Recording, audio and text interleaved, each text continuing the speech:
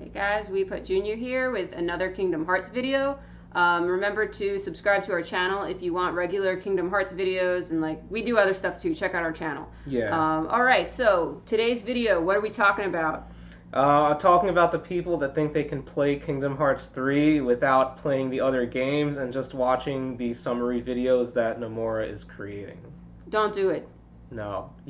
No. I know that Don't he do put it. those out for you people, but... And I know some of you guys are going to call us like extremists. No.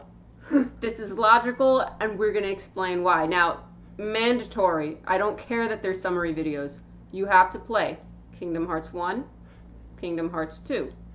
Then you have to play Birth by Sleep, Dream Drop Distance, and then watch back cover. Those are the things that are absolutely mandatory before you play Kingdom Hearts 3. Now, this is not all the games, and the other games are not side stories. Mm-hmm. They're not. They're actually important to the plot. Now, originally, Gumi was saying you didn't have to play Chain of Memories, but then we look more into it, and it seems like a lot of characters from Chain of Memories are going to show up in Kingdom Hearts 3, so you might want to play that. Yeah, like we saw that Marluxia showing back up. So, I mean, if you play Kingdom Hearts 3, you'll be like Sora in the trailer when he meets Marluxia, where he's like, who are you? I don't remember who you are. Exactly. At a minimum, I know Chain of Memories is kind of annoying to play, so if you want to just watch all the cutscenes of the game, that is something I'd recommend doing, but you might not want to do all of this in one sitting. The problem with the videos, like, you know, that Nomura is going to be releasing, where they're saying it's going to be a couple hours and they're going to summarize everything, it's kind of like studying for a huge exam at the end of the semester. If it's an easy class, yes, you can get away with cramming one day. For something like Kingdom Hearts, it's very big and, you know, extremely long. This is not something that you can cram in 5 hours and then be good to go. If you're one of those people, and this is the only studying you've done before the final, you're going to flunk the test. You're going to have no idea what's going on, right? Okay, I have educational background. I studied education in college. I know what I'm talking about. Yeah. You retain the most information from what you study at the beginning of a session and at the end of a session. So you're better off taking in Kingdom Hearts in short bursts. The game's not coming out until January, so you have loads of time to prepare.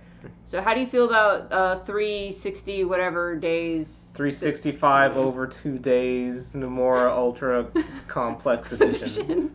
It's not that simple. I mean, that was the only game that they didn't actually give a remake. They just created the cutscenes for in the 1.5 remix. And I can see why. Actually, no, it's 2.5 remix. They put that in. But I can see why. The gameplay kind of sucked. It's very fillerish. The story does look like it's going to be important, though, because Nomura is bringing back Shion, much to Shion haters. Who are you talking about? I have no idea. I think some character is coming back from that game. Yeah, I'm but not we're sure. not sure So who. you should play it to figure out who the character is. You should also play it to understand the reference we're making right now, because there are plenty of people who don't. If you hate us for the reference, I'm What sorry. reference? I don't know what you're talking about. Okay, yeah, so this is one where we recommend, you know, even if you're not playing the game, definitely watch all the cutscenes, but maybe don't do it all in one sitting because it's a lot of information to absorb. You know, maybe span it out over like 3 days or 4 days. You know, just take time. Don't rush through it because your brain is not going to be able to handle everything all at once. It's a lot to take in. What are the other games? What about the DS game with like digital Sora? Oh, Ari Coded, that's the actually only one that you do not have to play at all. You only play that if you are actually a huge Kingdom Hearts fan and you just want more of it. The only important part is at the end of the game, the end of the cutscene, where Maleficent says she's looking for the Book of Prophecies. That's the only important part in the game. Now, how do we feel about playing the mobile game? The pay-to-play, Japan gets everything, we get nothing game. I would say don't do it, because Nomura is... That's the only thing I think would be better serviced by the summary that Nomura will put out, because you don't want to play through 850 plus stages for like 30 minutes of plot. Yeah, and that's true. There is important plot in it, which is ridiculous because you get angry spending so much time in Agrabah and and Wonderland, being like, oh man, Alice dropped her handkerchief. Go fight the Heartless while Alice is looking for her handkerchief, and it's like, this is so dumb. Who cares? Yeah. Right? But then they start hitting you with plot like, oh what? Ven's here? Oh what? The Master's here? What? Oh what? What? It gets serious. and then you hit paywalls and whales dominate the game. I mean, it used to be fun. Now it's kind of gone downhill. I haven't played since they introduced PvP. Yeah, that wrecked the game for anyone who's not a payer. But the only reason that I would say to not play that game but play the others is because that game doesn't have as high production values. There was no there's no love put into it. I mean, it's different from watching a summary of the other games because you're missing out on an experience by not playing. Yeah, you can also easily watch all the cutscenes of that on YouTube. There are numerous people who have put them up. They're not difficult to find, so you can just go through and watch all of those. But again, this is not something you want to marathon in one day. It's something, take your time, slowly go through it, and if you plan it out adequately, or maybe even spend every weekend or every Friday or whatever doing this, you'll be caught up by January. But you have to space it out. You can't do this like, oh man, it's January 25th, let me just watch everything in one day. Not gonna happen. You're the worst if you do that.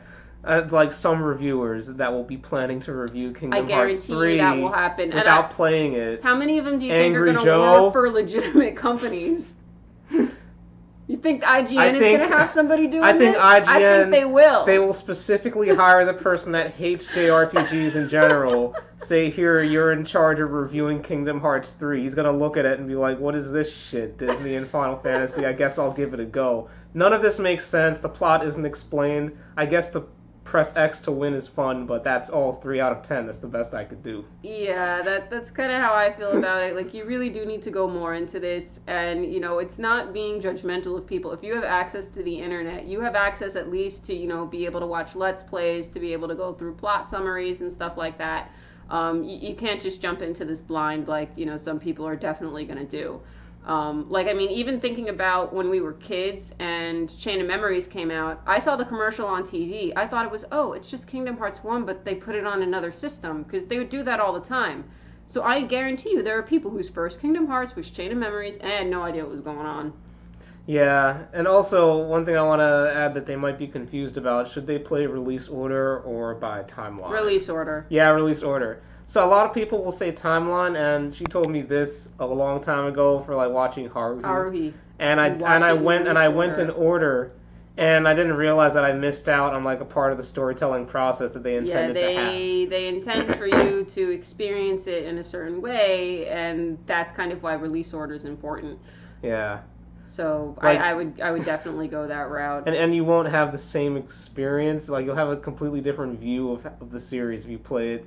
If you know everything. Well, I would say if you play Birth by Sleep first, I don't think it's the worst thing in the world, but I think you'll appreciate it more if you've played the other games first. Yeah. And back cover, you're not going to have any idea what the fuck's going on unless you play some of the other games. So other things you should do before playing Kingdom Hearts 3. If you have a job, schedule time off, because you're going to want to take the time off if you can afford to. If you are going to school, I'm not telling anybody to play hooky, and I don't condone it, but if you happen to get sick at that time and you have access to your games, I understand. Like I did with Kingdom Hearts 2. I didn't even know you did that. What the hell? I did. What the hell? I did, and I accidentally knocked over a GameStop stand and fell into coffee when I went to GameStop to do that on the day off, and I was already feeling nervous because I was thinking, oh man, are they going to bust me? They're going to be like, hey, you never told me this story. I thought I did. Okay, that's good. We're saving that for another video. We're saving that. Our Kingdom Hearts 2 nostalgia is going to be our next video. Okay, so anything else you want to add to this, or do you want to wrap this up? No, that's all. What is this, a public service announcement by WePut to tell people? Play the other games. Don't say these people are jerks, these people are extremists, they're ruining the fandom. No, we want you to properly enjoy the games, and we want you to understand what's going on. Because Kingdom Hearts is not that simple. Yes. We put out. Hello, Tulip. Would you like a stick? Okay, would you like this stick, perhaps? This stick. No.